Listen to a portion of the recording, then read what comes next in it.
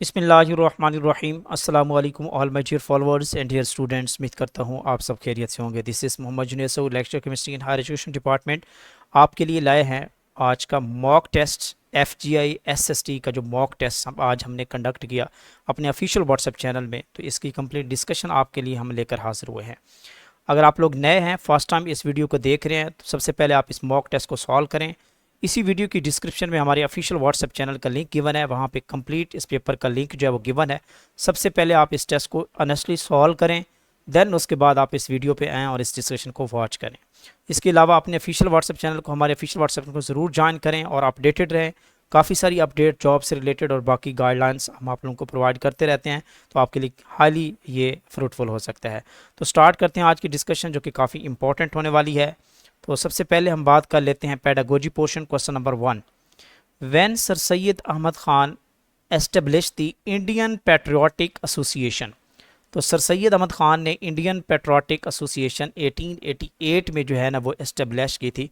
और इस मूवमेंट, इस एसोसिएशन का जो मेन पर्पस था to promote the cooperation with the British government, और उसके साथ साथ to counter the growing nationalist movement के साथ जो है वो कोऑपरेशन करना था। तो यहाँ पे इसका जो करेक्ट ऑप्शन है वो आपका बीट है 1888 में। नेक्स्ट क्वेश्चन नंबर 2 है, which article of the constitution of Pakistan declare the education as a fundamental right. बहुत इंपॉर्टेंट एमसीक्यू है, ये पास पेपर से भी क्वेश्चन लिया जा सकता है, आई थिंक ये पास पेपर में भी रिपीट हो चुका है। तो ये आपके पास आर्टिकल 25A होता है। ये आर्टिकल क्या कहता है कि state should provide the free and compulsory education to all the children of age 15, यानी कि 5 से लेकर 16 ईयर तक फ्री एजुकेशन प्रोवाइड करना है। और इसमें अगर हम देखें तो आर्टिकल जो 19 है ये बेसिकली ये फ्रीडम ऑफ स्पीच से रिलेटेड है कि किसी भी सिटीज़न को वो स्पीच कर सकता है, प्रेस कॉन्फ्रेंस कर सकता है, उससे रिलेटेड है। जबकि यहाँ पे जो आर्टिकल 18 है ये फ्रीडम ऑफ ट्रेड, बिजनेस, किसी भी शख्स को, किसी भी शहरी को पूरे पाकिस्तान में बिजनेस जो है वो करने की इजाज़त है। तो यहाँ पे आपका बीटा ऑप्शन जो है वो करेक्ट है। क्वेश्चन नंबर 3 है, which body is responsible for curriculum development in the Pakistan. तो क्या HEC है? बिल्कुल भी नहीं। हायर एजुकेशन कमीशन कहते हैं इसको। FD, federal directorate of education, इसका भी काम नहीं है। यहाँ पे जो करेक्ट ऑप्शन है वो आपका चार्ली है। National curriculum council, this NCC stands for national curriculum council है, ठीक है। तो ये आपका जो करेक्ट ऑप्शन बन सकता है, चार्ली जो है करेक्ट ऑप्शन है। नेक्स्ट क्वेश्चन नंबर 4 है, educational supervision should be, educational supervision जो है इट शुड बी दी, क्या इंस्पेक्टोरियल होनी चाहिए? बिल्कुल भी नहीं। जो नेशनल, बेसिकली ये जो आपके पास सुपरविजन है it should be the cooperative होनी चाहिए, कोलैबोरेटिव होनी चाहिए। तो इंस्पेक्टोरियल ये भी ऑप्शन इनकरेक्ट है। रिजिड भी नहीं होनी चाहिए, अथॉरिटोरियन भी नहीं होनी चाहिए। तो ये तीनों ऑप्शन जो हैं दीज आर दी इनकरेक्ट है। तो यहाँ पे डेल्टा ऑप्शन करेक्ट होगा, नन ऑफ दिस। क्या होना चाहिए इसको? Cooperative and should be the collaborative होना चाहिए इसको, एजुकेशनल सुपरविजन को। नेक्स्ट क्वेश्चन नंबर 5 है, what does PTA stands for. PTA stands for parent teacher association. ये नोट कर लें, ये बहुत इंपॉर्टेंट एब्रीवेशन है जो यूज़ होता है स्कूल टीचिंग के से रिलेटेड। पेरेंट टीचर एसोसिएशन इसको कहा जाता है, और इसका जो मेन पर्पस होता है it promotes the cooperation between the parents and teachers के बीच में कोऑपरेशन को इन्हांस करना होता है। तो ये आपके पास चार्ली ऑप्शन जो है ये करेक्ट ऑप्शन है। क्वेश्चन नंबर 6 है, scientific management theory was given by the. तो ये किसने दी थी साइंटिफिक मैनेज? ये Frederick Taylor.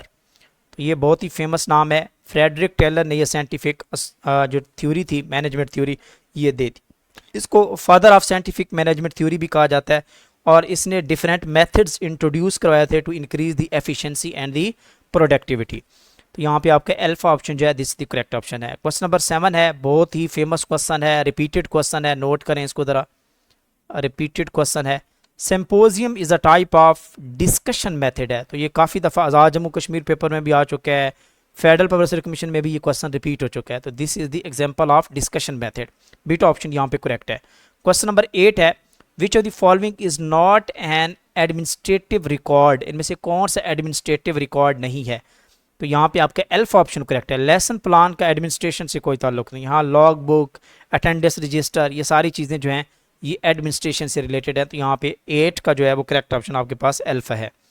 Next question number 9 है, non directive counselling was given by, तो ये कॉल रॉजर्स ने ये कॉन्सेप्ट दिए थे।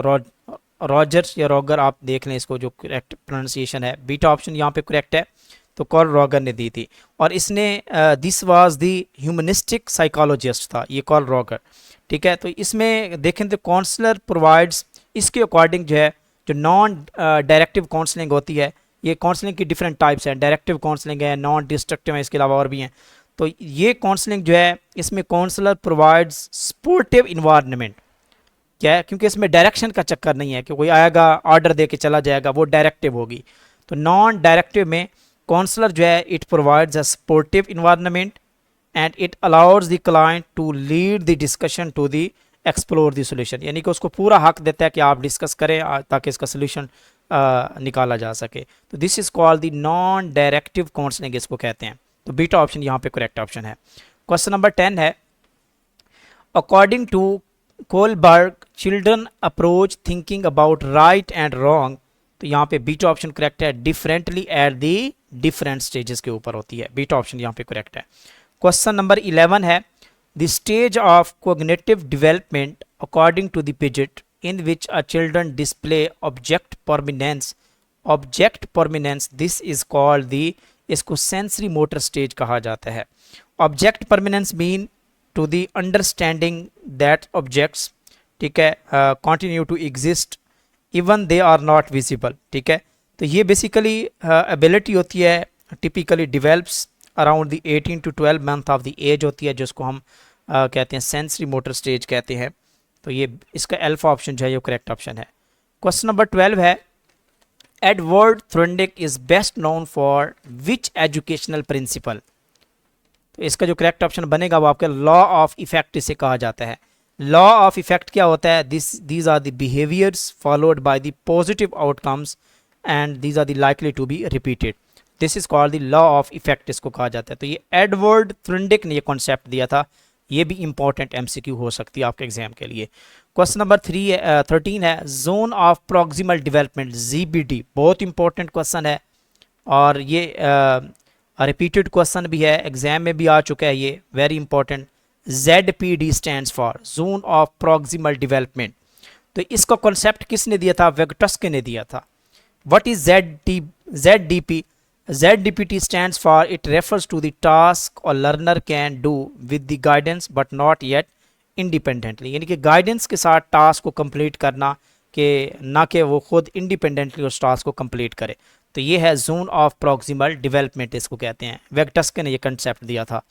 क्वेश्चन नंबर 14 है, which term refers to the consistency of result, जब बात कंसिस्टेंसी की आती है तो this is called the reliability, इसको कहते हैं रिलायबल रिजल्ट्स।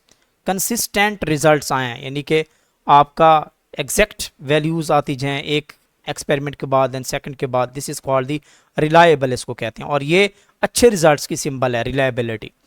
15 है, the term curriculum is derived from the Latin word, लातीनी ज़बान के लफ्ज़ से निकला है और इसको कहते हैं टू रन, ठीक है। तो ये लैटिनी वर्ड है कुरिर, एक वर्ड है CURRERE, करियर, ठीक है। तो ये लैटिन वर्ड से निकला, कुरिकुलम करियर वर्ड से निकला और इसका मतलब है टू रन, इसका मतलब क्या है, टू रन, टू रेस। तो this is called the beta option, Charlie option यहाँ पे जो है वो करेक्ट ऑप्शन है। क्वेश्चन नंबर 16 है, टीच रीटीच, पढ़ाना अगेन पढ़ाना, फीडबैक लेना अगेन बार बार फीडबैक लेना, this is related to the, इसको कहते हैं माइक्रो टीचिंग कहा जाता है, स्मॉल लेवल पे, क्योंकि छोटा ग्रुप होता है, ठीक है। ऑलमोस्ट माइक्रो टीचिंग में आपको पता है स्मॉल तादाद होती है स्टूडेंट्स की, तो उसमें यह है कि बार बार हम स्टूडेंट से डिस्कस कर रहे होते हैं, उनका फीडबैक ले रहे होते हैं, अगेन अगेन उन चीज़ों को समझा रहे होते हैं। तो this is called the Charlie option जो है वो माइक्रो टीचिंग इसे कहते हैं। नेक्स्ट क्वेश्चन नंबर 17 है, curriculum pattern focus on learning through the hands on activities and real world experiences, 17 का। This is called the experiential learning इसको कहा जाता है, 17 का सी ऑप्शन जो है वो करेक्ट है। 18 है, which of the following is not a characteristic of good assessment, इनमें से कौन सी जो है वो गुड असेसमेंट की खूबी नहीं है। क्या फेयरनेस है, रिलायबिलिटी है, फेयरनेस रिलायबिलिटी, तो अच्छी असेसमेंट की निशानी है, तो एम्बिग्यूटी नहीं होनी चाहिए। वैलिडिटी, रिलायबिलिटी, फेयरनेस, ये सारी चीज़ें जो ये पॉजिटिविटी की तरफ जाते हैं, गुड असेसमेंट की तरफ जाती हैं, तो ambiguity should be nullified. C option यहाँ पे करेक्ट ऑप्शन है 18 का। नेक्स्ट क्वेश्चन नंबर 19 है, प्रैक्टिस इज मेड इन दी, किस मेथड में प्रैक्टिस की जाती है, तो ये ड्रिल मेथड है। वेरी इंपॉर्टेंट, ये आई थिंक रिपीट भी हो चुका है क्वेश्चन किसी न किसी पास पेपर में, ड्रिल मेथड इसे कहा जाता है। 19 का सी ऑप्शन करेक्ट है। क्वेश्चन नंबर 20 है, टू जज the students difficulties in the class we are using the, अगर आपने जज करना है, आइडेंटिफाई करना है प्रॉब्लम्स को, तो this is called the diagnostic, पहचान करना, असेसमेंट इसे कहते हैं। चार्ली ऑप्शन यहाँ पे करेक्ट है। Learning by doing is best reflected in which method, तो ये भी इंपॉर्टेंट एमसीक्यू है, आई थिंक ये रिपीटेड है, हो सकती है आपके पास पेपर से ये क्वेश्चन लिया गया है। 21, तो learning by doing this is called the activity method, इसको कहते हैं activity based method. Charlie option यहाँ पे करेक्ट ऑप्शन है। क्वेश्चन नंबर 22 है, which of the following is not a student centred method, इनमें से कौन सा स्टूडेंट सेंटर्ड मेथड नहीं है, यानी कि स्टूडेंट के हक में नहीं है। क्या प्रोजेक्ट मेथड है, प्रोजेक्ट मेथड से स्टूडेंट्स सेंटर्ड मेथड है, स्टूडेंट की लर्निंग होती है। डिस्कवरी मेथड में भी होती है। हाँ, इसमें ये है, आप कह सकते हैं this is the lecture method, क्योंकि ये जो लेक्चर मेथड है ये आपका, यानी कि आप कह सकते हैं कि this is not the student method, ये टीचर सेंटर्ड मेथड है, जिसमें टीचर आता है अपना पढ़ा के चला जाता है। अथॉरिटेटिव मेथड भी आप इसको कह सकते हैं, यानी कि अथॉरिटी होती है उसकी टीचर की लेक्चर मेथड में। चार्ली ऑप्शन यहाँ पे करेक्ट ऑप्शन है। नेक्स्ट क्वेश्चन 23 है, the technique of withitness in the classroom management, this is called the, इसको कहते हैं being aware of what's happening in the classroom, यानी कि क्लासरूम के अंदर क्या कुछ हो रहा है आपको उसका पता होना चाहिए। तो इसके लिए हम टेक्निक यूज़ करते हैं, उसका नाम है विजिटनेस। ठीक है, तो ये बहुत इंपॉर्टेंट क्वेश्चन है, बीटा ऑप्शन करेक्ट है। 24 है, which of the following is an example of extrinsic motivation, की कौन सी एग्जाम्पल है यहाँ पे आपने एक्सट्रिंसिक मोटिवेशन, यानी कि आउटसोर्स मोटिवेशन जिसको कहते हैं। लव ऑफ लर्निंग, ये तो इंसान की अपनी इंट्रिंसिक है, यानी कि सीखने का शौक होना, सीखने से प्यार करना। Praise from the teacher, yes this is the extrinsic, यानी कि ये आउटर सोर्स से एक मोटिवेशन मिले, टीचर उसको कोई एप्रिशिएशन दे देता है, गुड दे देता है, ठीक है, एक्सीलेंट दे देता है, कोई चीज़ प्राइज के तौर पे दे देता है उसको, तो ये एक्सट्रिंसिक मोटिवेशन में आती है। जबकि सेल्फ डायरेक्टेड गोल भी इंट्रिंसिक में आता है, तो यहाँ पे बीटा ऑप्शन करेक्ट है। वेगटस्के वाज कंटेम्प्रेरी, कंटेम्प्रेरी उसी को कहते हैं कि आप जो है ना वो डिफरेंट काम कर रहे हो एक ही दौर में, इसको वर्ड यूज़ होता है इंग्लिश के अंदर कंटेम्प्रेरी, यानी कि एक ही टाइम हो, ठीक है, एक ही अरसा हो, एक ही साल हो, लेकिन दोनों का जो काम हो वो डिफरेंट हो। ठीक है, तो जिस तरह डिफरेंट पैगंबर एक ही टाइम पे दो दो पैगंबर भी थे, तो उनको कंटेम्प्रेरी कहते हैं। जिस तरह हज़रत आप कह सकते हैं ईसा अलैहिस्सलाम का, आई थिंक हज़रत याहया के साथ, या हज़रत ज़करिया था, मुझे एग्जैक्ट नहीं आ रहा, इन दोनों में से एक है, तो वो कंटेम्प्रेरी प्रॉफिट्स इनको कहा जाता है। वेगटस्के वाज कंटेम्प्रेरी ऑफ, तो ये किसका कंटेम्प्रेरी था वेगटस्के, तो ये पिजट का था। ठीक है, तो 25 जो है इसका करेक्ट ऑप्शन सी है, बिकॉज क्योंकि जो पिजट था इसने कॉग्निटिव डेवलपमेंट में काम किया था, और जो वेगटस्के था ये सोशियो कल्चरल थ्योरी पे काम कर रहा था, यानी कि वे कहता है कि सोशियो कल्चरल थ्योरी से लर्निंग होती है, वेगटस्के कहता था, तो ये दोनों कंटेम्प्रेरी थे। 25 का सी ऑप्शन जो है this is the correct option है। नेक्स्ट क्वेश्चन 26 है, in the cooperative learning method, in the cooperative learning method number of students in the group recommended as, तो ये ऑलमोस्ट आपके पास जो 3 to 4 स्टूडेंट्स होते हैं, रिकमेंडेड ग्रुप होता है स्टूडेंट्स का कोऑपरेटिव लर्निंग में। 27 है, test item discriminates 100% when its value discrimination, जब इसकी वैल्यू 1 के इक्वल होती है तो उस वक्त आप इसको कह सकते हैं कि टेस्ट एटम जो है वो 100% डिस्क्रिमिनेट कर रहा है। चार्ली ऑप्शन यहाँ पे करेक्ट है, ये भी इंपॉर्टेंट एमसीक्यू था। Scoring guide that list criteria and the level of quality, this is called, इसको क्या कहते हैं, इसको बीटा ऑप्शन कहते हैं, रूब्रिक कहा जाता है। ये भी बहुत इंपॉर्टेंट टर्म है, रूब्रिक की टर्म वेरी इंपॉर्टेंट। हो सकता है कि यहाँ पे ये रिपीटेड क्वेश्चन भी हो, लेकिन इसको आपने नोट कर लेना है, रिपीटेड क्वेश्चन भी हो सकता है। बीटा ऑप्शन यहाँ पे करेक्ट है। नेक्स्ट क्वेश्चन नंबर 29 है, high and low achievers, high and low achievers are sorted out by, this is called the, अगर आप इसको कहते हैं डिस्क्रिमिनेशन कहते हैं। अगर आपने सॉर्ट आउट करना है, डिफ्रेंशिएट करना है, डिस्क्रिमिनेट करना है, तो this term is known as discrimination कहते हैं। डेल्टा ऑप्शन यहाँ पे करेक्ट है।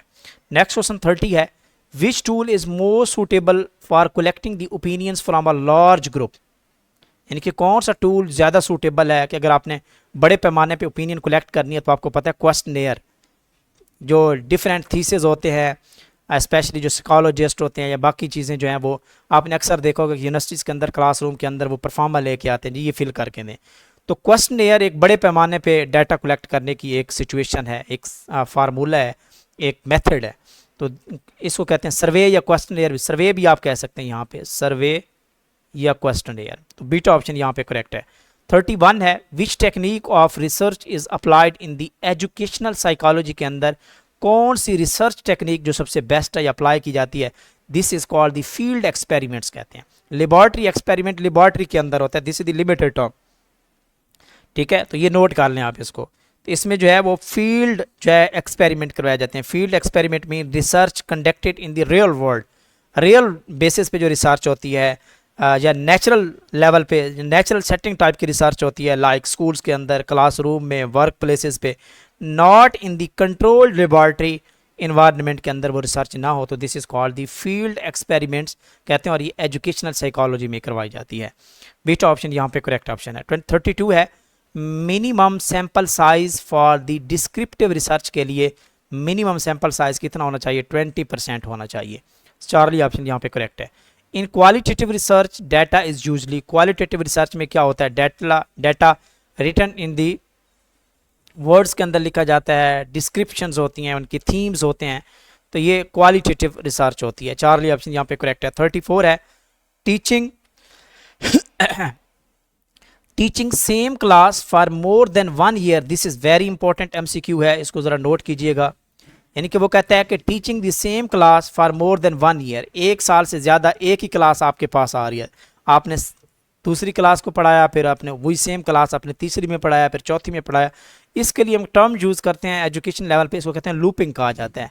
तो ये बेसिकली आपके टीचर और स्टूडेंट के साथ एक कोऑपरेशन का नाम है, ठीक है, उनकी अंडरस्टैंडिंग का नाम है, दिस इज़ कॉल्ड लूपिंग इनको कहा जाता है। चार्ली ऑप्शन यहाँ पे करेक्ट है। 35 है, evaluate students performance at the periodic interval, students की लम्हे ब लम्हे, टाइम टू टाइम उनकी परफॉर्मेंस को इवेलुएट करना, this is called the benchmark assessment इसे कहा जाता है। ये नोट कर लें इसको, चार्ली ऑप्शन, ये भी इंपॉर्टेंट एमसीक्यू है, this is called the benchmark assessment इसे कहते हैं। Charlie option this is the correct option है। 36 है, the national vocational and training technical training commission जो है ये प्रमोट्स करता है, this promote the skill based education होती है। अक्सर आपने एम्ब्रॉयडरी का वर्क, डिफरेंट जो वोकेशनल स्कूल्स हैं वो एम्ब्रॉयडरी का वर्क कराते हैं, स्किल सिखाते हैं, तो ये आपके पास जो है ना वो चार्ली ऑप्शन यहाँ पे करेक्ट है। 37 है, the education system in the Pakistan was developed to provinces the under the which constitutional amendment, तो ये आपके पास 18th अमेंडमेंट थी जिसके अंदर ये डेवलप किया गया, तो यहाँ पे चार्ली ऑप्शन करेक्ट है। 38 क्वेश्चन है, management is derived from the Latin word minus से निकला है और इसका मतलब क्या होता है, हैंड। बीटा ऑप्शन यहाँ पे करेक्ट है। ये इसके आप कहते हैं वर्ड मीनिंग है, तो आपने एग्जैक्ट वही बताना होता है, हैंड। 39 है, managing schools record in the is the main duty of, school के रिकॉर्ड को मैनेज करना ये किस सबसे मेन ड्यूटी थी, हेडमास्टर या प्रिंसिपल का काम होता है। बीटा ऑप्शन करेक्ट है। लास्ट क्वेश्चन है पेडागोजी का, a counsellor must have the following quality, counsellor के पास कौन सी क्वालिटी होनी चाहिए, तो क्या स्ट्रिक्टनेस होनी चाहिए, बिल्कुल भी नहीं। क्या अथॉरिटेरियन एटीट्यूड होना चाहिए, नो। हाँ, एम्पैथी होनी चाहिए, empathy is the good property for the counsellor, तो ये अल्फा ऑप्शन करेक्ट है। तो ये थी जी स्टूडेंट्स आज की 40/40 MCQ, जो कि ईच MCQ कंटेनिंग दी 2 पॉइंट्स, ठीक है, तो 2 मार्क्स हैं इनके। नेक्स्ट इंग्लिश पोर्शन है जिसमें आपका वोकैबुलरी है, ग्रामर यूज़ है, सेंटेंस स्ट्रक्चरिंग है, ये भी इंपॉर्टेंट पोर्शन है, तो हम इसको डिस्कस कर लेते हैं। क्वेश्चन नंबर है 41, इसको ज़रा देखिएगा। क्वेश्चन नंबर 41 है, he is not accustomed, accustomed जो है ना, दिस जो वर्ड है अकस्टम्ड टू, इसके साथ जो प्रेपोजिशन आती है अकस्टम्ड टू जो है वो यूज़ होगी, बिकॉज ये जो अकस्टम टू है ये आपके पास जेरेंड फॉर्म को फॉलो करती है, ये जेरेंड फॉर्म है, accustom to followed by the gerund. तो यहाँ पे आपका चार्ली ऑप्शन जो है this is the correct preposition होगी। She is proficient. अच्छा, प्रोफिशेंट के साथ इन भी आता है, विद भी आता है, आपने अक्सर देखा होगा, एट भी आता है। तो अब किस सेंस में ये यूज़ हो रहा है उसके अकॉर्डिंग हमने इसको यूज़ करना होता है। तो एट तब यूज़ होता है जब आप स्पेसिफिक स्किल या एक्टिविटी परफॉर्म कर रहे होते हैं, तो फिर प्रोफिशेंट के साथ आप एट लगाते हैं, जिस तरह इस स्टेटमेंट में है, she is proficient at data analysis and financial modelling. तो यहाँ पे स्पेसिफिक स्किल्स की बात हो रही है, इंडिकेट किया जा रहा है। तो यहाँ पे आपका जो करेक्ट ऑप्शन 42 का बनेगा वो अल्फा बनेगा। अब प्रोफिशेंट इन कब यूज़ होता है, when referring to the subject area या लैंग्वेज की हम रेफर कर रहे होंगे, किसी सब्जेक्ट एरिया को डिस्कस कर रहे होंगे, तब हम प्रोफिशेंट इन लिखते हैं जनरली। और प्रोफिशेंट विद यूज़ होता है जब आप डिस्कस कर रहे हो किसी भी टूल को, किसी भी टाइप का टूल को डिस्कस कर रहे हो, तो फिर आप प्रोफिशेंट विद लिखते हैं। ठीक है, तो यहाँ पे आपका जो अल्फा ऑप्शन जो है this is the correct option है। क्वेश्चन नंबर 43 है सिनोनिम ऑफ यूबिक्विटस। बहुत ही फेमस सिनोनिम है, काफ़ी दफ़ा रिपीट भी हो चुका होगा डिफरेंट वन पेपर एग्जाम में। तो यूबिक्विटस मीन यानी कि जो हर जगह पाया जाने वाला हो, और ये टर्म अल्लाह ताला के लिए, अल्लाह अलमाइटी के लिए यूज़ की जाती है, जिसको हम कह सकते हैं कि यूबिक्विटस मीन प्रेजेंट एवरीवेयर। ठीक है, ओमनी प्रेजेंट जिसे कहा जाता है, हर जगह पाया जाने वाला, हर जगह मौजूद एट द सेम टाइम। तो ये आप देख सकते हैं कि इसका जो करेक्ट सिनोनिम बनेगा वो वाइड स्प्रेड बनेगा आपके पास। बीटा ऑप्शन जो है वो करेक्ट ऑप्शन है। नेक्स्ट क्वेश्चन 44 है, what is the synonym of obfuscate. Obfuscate का मतलब होता है टू मेक समथिंग अनक्लियर, यानी कि कम्प्लेक्सिटी क्रिएट करना, कंफ्यूज्ड होना, टफ सिचुएशन का होना, ऑब्फस्केट का मतलब होता है। तो यहाँ पे क्लैरिफाई नो, ये भी इनकरेक्ट है, रिवील नो, कंफ्यूज हो सकता है, यहाँ पे डेल्टा ऑप्शन जो है यहाँ पे करेक्ट ऑप्शन है इसके अकॉर्डिंग जो इसका सिनोनिम है। क्वेश्चन नंबर 45 है, आइडेंटिफाई द एंटोनिम ऑफ एक्सरबेट। एक्सरबेट का जो मीनिंग होता है वो होता है टू मेक सिचुएशन वर्स, किसी भी सिचुएशन को बदतरीन बनाना, मुश्किल बनाना। ठीक है, या एक्सट्रीम कंडीशन जिसको आप कह सकते हैं एक्सरबेट। तो ये इसका जो एंटोनिम पूछा गया है, नॉट द सिनोनिम, तो ये वर्सन, तो इसका सिनोनिम बनेगा। ठीक है, तो इस तरह कम्प्लेक्सिटी भी इसके मीनिंग में आता है, एक्सट्रीम कंडीशन भी इसके मीनिंग में आता है। तो इसका मतलब है एलिविएट, कम करना, लेसन करना, रिड्यूस करना। डेल्टा ऑप्शन यहाँ पे इसका करेक्ट एंटोनिम बनेगा।